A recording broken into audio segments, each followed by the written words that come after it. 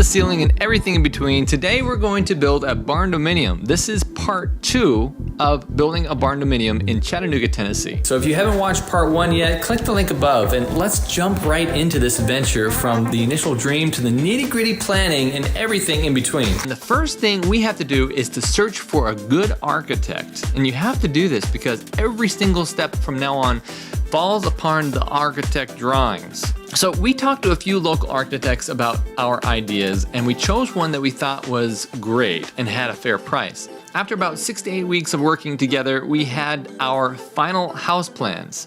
Now, I gotta preface that with this though. The architect is different from the engineer.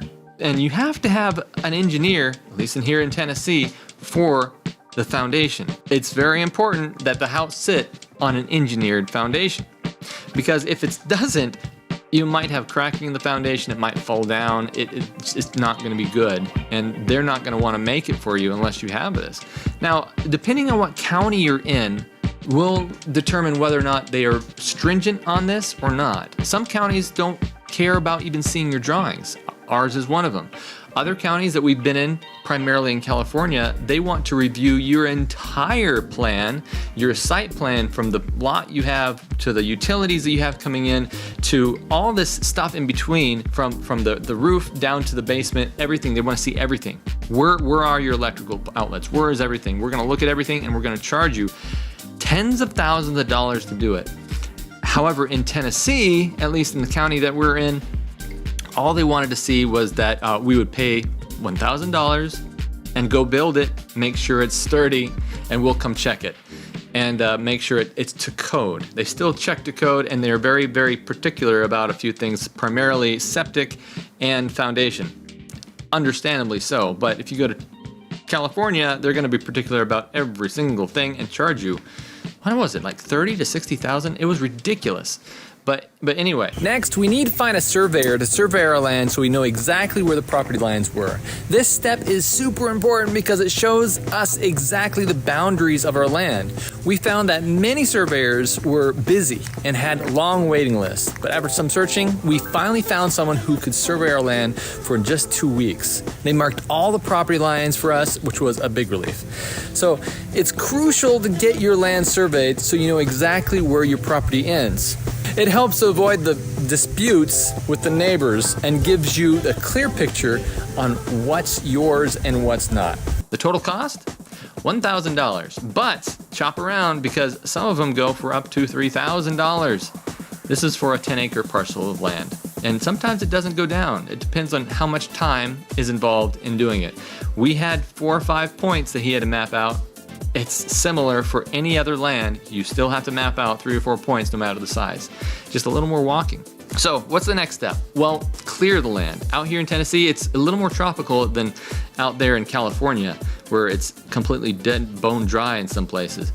Tennessee, very tropical area. So we had to make sure that we get our land cleared.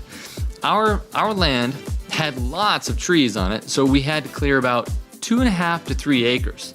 We got quotes and picked a company that was charging about $10,000 an acre. This price doesn't include removing trees from the property, which I think added another about $6,000. So the total cost was about $36,000. Soil mapping. Before building our home, the county required us to do something called soil mapping.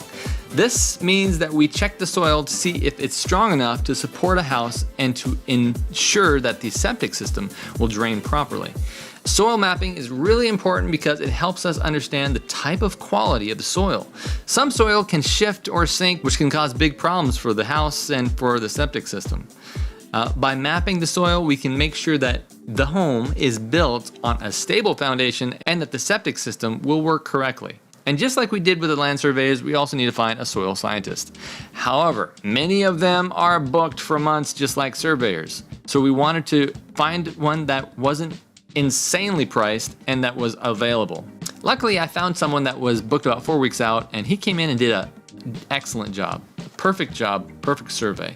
And when they do this, they'll give you a piece of paper and that's the paper that you need to go to the county and finally get your building permit. The total cost?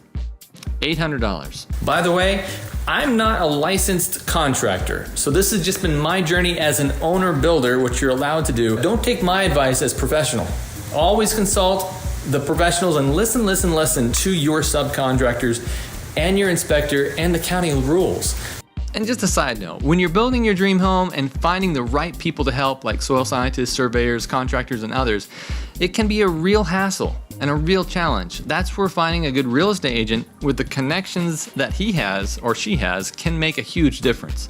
These professionals are often in high demand and may have busy schedules. So knowing the right real estate agent who has the connections and who can help you in the industry can help you find the right person more easily. They can recommend trusted professionals who have a good track record and are available to work on your project. Having these connections can also make the building process smoother. The professionals recommended by your real estate agent are likely to communicate well with each other, reducing the risk of misunderstandings or delays. This can save you time, money, and stress, making your dream build a lot more enjoyable. And this is where I come in. I'm a real estate agent here in Chattanooga, Tennessee. So if you're wanting to learn everything there is to know about building or living in Chattanooga and its surrounding areas, make sure you subscribe. You'll be the first to know about the current real estate trends here in Chattanooga. And we love to hear from you, by the way, every day through calls, texts, and emails. So no matter if your move is early or late, we're always here to make it great. And now on with the building process. Building permit. After receiving the soil map and final architect drawings, I headed to the county office to apply for the building permit. Permits involve inspections to make sure your building is safe. This includes checking if it's strong enough and meets fire safety rules. Having a permit will make your property worth more when you try to sell it. It shows that the work was done correctly. Insurance and less risk. If something goes wrong during the construction project, having a permit can help with insurance. It also makes you less responsible if there are problems later. Easy for future changes. When you want to sell your property or change it later, having a permit for past work makes things easier.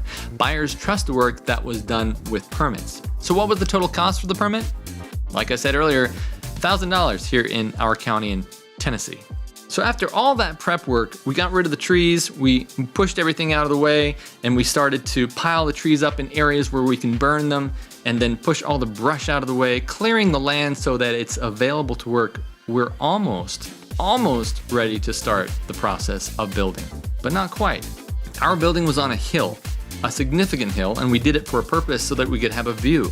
And so you have to go up a driveway in order to get there. And so we had to build what's called switchbacks in the hill in order to get up to our house.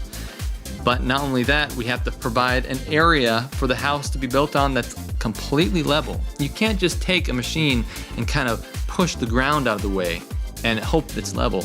We got it laser leveled because you have to make sure it's completely leveled at the top there. That means taking some dirt, cutting it down up to 12 feet and pushing it off the side of the hill and making sure where you're building is still a part of the rock. It's still a part of the mountain and it's not in that fill soil that you just cut out and pushed away.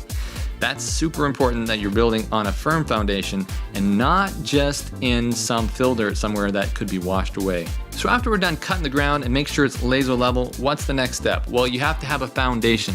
And the county requires here in Tennessee that the footers be 2 feet wide. 2 feet wide footers all the way around, and also make sure that your engineered plans, you have to take your architectural plans, take it to an engineer and say, how's the foundation on this? Can you set it up and set up the foundation so it's correct? That's an additional probably $1,000 for him to look at it, redraw the foundation, and stamp it, because your architect is not an engineer and does not know the loads that are required on your house. But fortunately, we did, and we know exactly where those places are. And so when they came in to dig the footers, they also dig the areas that were load supporting. So we had extra concrete in those specific areas in the center of the house. So is it time to pour concrete yet? No, it's not, because when you're pouring concrete on a concrete slab, you're gonna have to have a way to get rid of waste. So that's a big problem because you have to put in plumbing first. So the plumber has to come in 2 or 3 phases of the project, and you have to work with him closely. Now, when you have a plumber come in, he's going to have to get a separate permit for just his plumbing, since he's licensed for that particular trade. And so he'll open a permit and go and get the necessary permitting for that. There's a few different permits that are opened aside from your building permit itself. It's electrical, plumbing, you know, and mechanical, which is just HVAC and things like that. So it's very important that your contractor go through that process and you ask him if he's going to get the permitting for you, because sometimes they don't do that. It's a lot of extra work. You got to stand in line. You got to wait for these people to give you the paperwork. It's a long process. And in bigger states that have a lot more red tape, it's an even more excruciating process, and things get skirted around a little bit. Things like that happen. It's true. So your plumber is going to come up there and he's going to say, well, I want power so I can work with my tools. So during this period of time when we were building, just after the pandemic, or the first pandemic, however many there's going to be in the future, I don't know. But after the first Fauci pandemic, the electric company apparently stopped creating transformers for the electricity. These giant round things that sit on poles or inside those boxes that you see in some subdivisions or apartment complexes if the electricity's on the ground. They just stopped making them. And so they said any new construction doesn't get one until they are finalized. So everything we've been building, we have to build by generator. And normally what you would do, you would apply for a permit in order to have a temporary electric service. But they weren't going to give us that this time. Anyways, long and the short of it, either way, you either have power or you don't have power, and you run it with a generator, and all the trades that come in and do your stuff will have power for your house. Usually they provide, and they'll provide their own generators. You don't need to provide a generator. So let's put power to the house. Well, not yet, but you can run the conduit and the water to get to your house. So if you have a well, or if you have a road tap that allows you to tap water, you can run that now. You can have someone come in and they can dig out the soil to pull all that dirt back, and they can run it all the way up to the house. Now what's interesting about this though is even though we can't get temporary electric, we can still put in the plumbing for that, and we did. Electric service said they provide up to 750 feet for free of electric. After that, it's about $8 a foot. Kind of gets kind of pricey after that, huh? So they want to make sure that you can get your service up to your house and it doesn't cost you any extra. So get that in, get that buried, and get some gravel on the driveway, and now you're ready, once the plumbing's in underneath, for your service. So after all that prep work, we're finally ready to start on the concrete foundation. This process had two main steps. First, our contractors had to set up frames around the footers to pour the concrete. Then they laid down some small rocks and some metal grates. But before pouring the concrete, the plumber needs to come in and do the rough-in plumbing, which we'll talk about more later on. Our concrete slab measured 32 by 80 and was 6 inches thick. But we had these guys also doing the scraping of the ground and pushing of the soil, and so it was all combined into one to get this whole thing measured up. They also did the driveway. They also cut pulled in the electrical and the plumbing, and it was 750 feet just for that. And so it was all uphill, and they also pushed the ground around so that it could come up and do that zigzag up the hill where you can get your car up there. And they did the gravel. One trouble we had when we were doing this was getting the concrete truck up a hill. We didn't think about this beforehand. We had made the driveway go straight up the hill, and we could get up it just fine. Well, not the concrete truck, because it's very, very heavy. And it's not made to go up things like that, apparently.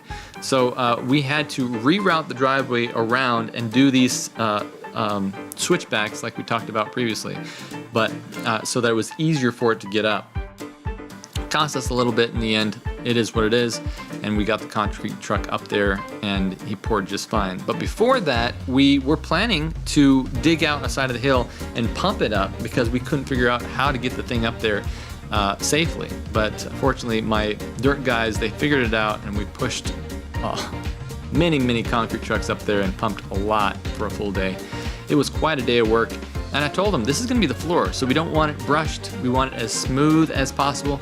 So get these round fan looking things. I think they're called mechanical trowels, and they scrape the concrete so that it's smooth like a baby's bottom. Stay tuned for our next video, and we'll show you the total cost of everything that's coming out so far. In the next video, we'll go over more of the process of building our dream Barndominium on the hill with a view, including metal cost of the building, the framing, the deck, the plumbing, the electrical, the mechanical, which they call HVAC.